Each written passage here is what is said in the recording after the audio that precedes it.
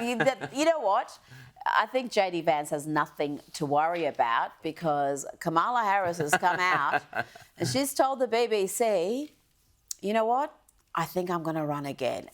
This is the best news the Republicans have had since Donald Trump decided he was going to enter politics. This is just astonishing. And she can say that, one, because she doesn't have too many options. She's, touring Australia again, talking about, I don't know what she's talking about. She did real estate agents last time. She can do that because there's not much competition. It's basically her or Gavin Newsom, who's destroyed California. They're the two front runners to be leading the Democrats at the 2028 presidential election. That is grim, James. Well, it's grim. I mean, it's both grim, but it's also entertaining. But I also think actually that when the ticket finally settles, I think, and we can mark this right now, I'm saying it's going to be Newsom at the top of the ticket, Kamala as the undercard. She's going to be the vice presidential nominee.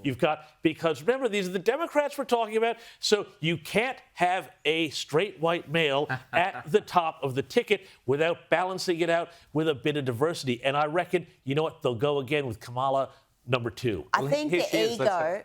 Let's have a listen to Kamala. When are they going to see a woman in charge in the White House? In their lifetime, for sure. Could it be you? Possibly. Have you made a decision yet? No, I have not.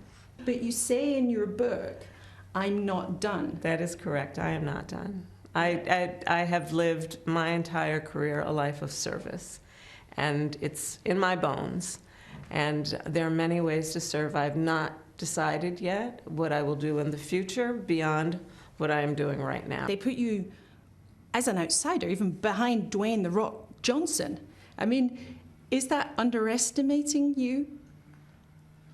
I think there are all kinds of polls that will tell you a variety of things. I've never listened to polls. If I listened to polls, I would have not run for my first office or my second office. And I certainly wouldn't be sitting here in this interview. You know what? You should have listened to the polls, Kamala, because you have consistently done terribly in the polls. And if you weren't from California, you would have never been elected to anything. And when even Californians were given the choice between Kamala and other candidates, they picked other candidates when it came to being the Democrat nominee. So, yeah, California, one-party state at the moment, and it produces politicians of Kamala's calibre. It would be an enormous gift for the Republicans if she runs again. I disagree with you, James. I can't see her agreeing to be Newsom's running mate. She's already been a presidential candidate. She's already served as a VP.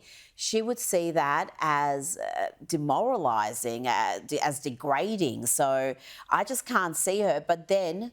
What other options are there at the moment? Well, what other options are there? For her. For her, even if it's not Newsom at the top, if it's somebody else, and again, 2 or 3 years, long time in politics, a lot of things can happen. But as you say, there's not a lot of options for her. Where does she go next? Her book is a flop. Nobody wants to read this thing. This thing is going to be on the remainders pile at Target, next week. So where does she go? And it may have to be that she does that again simply to keep some sort of viability. What's she going to do? Is she going to go into the Senate? No. Is she going to go sit on boards and do something like that? No. Her speaking tour is ridiculous. I mean, the thing that she was real estate last time. This time she's coming out for a convention that's organized for the public service. So she's going to be speaking to a bunch of New South Wales public servants, right. Which is like great use of my council rates there. Fantastic, wonderful, well done. So I don't think she has a lot of options. If a VP slot came up, whether with Newsom or somebody else, she'd have to take it. Now, of course, that vice presidential slot, too, is going to be where there's going to be, again, that big diversity push. So the other possibility also is that AOC winds up coming up and taking a vice presidential slot. Oh, that would be hilarious. Very. I will never stop laughing if she's the candidate. Let me make a prediction here. I think it doesn't matter who the Democrats run, because JD Vance has this. He's going to be elected in 2028, 100%. 2032. This is going to be a golden run for the Republic. JD Vance is the perfect politician. He has the absolute support of the MAGA base. They adore him. He is Donald Trump plus 20%. He is more staunch than Donald Trump in just about every belief. He's a better politician. He's better at handling arguments, handling even the media, as good as Donald Trump is at that. JD Vance just meticulously dismantles them, and you end up feeling sorry for them because he's just so much smarter than the people he's tackling. Beautiful family, one of the few genuine nice guys from all accounts in DC, which is supposed to be a rarity. So he's got everything going for him, and it's just a matter of who's the running mate. And again, the Republicans have got a lot of depth here. You've got the likes of Ron DeSantis, who's a brilliant politician, has done amazing things in Florida. You've got Marco Rubio, who's got so many jobs and is doing them all well, and several others beneath them who are also contenders. So that's what the Democrats really have to find. At the moment, they've got their most radical elements setting the agenda. The ones you keep hearing about are the AOCs and Bernie Sanders and Jasmine Crockett and the Squad. The really radical wing of the Democrats is running the show for them, and it's hurting them. They need to find someone who's electable. Newsom has a lot going for him. As terrible as he is as in governing, he's got charisma. The media adore him. He's going to get a golden run.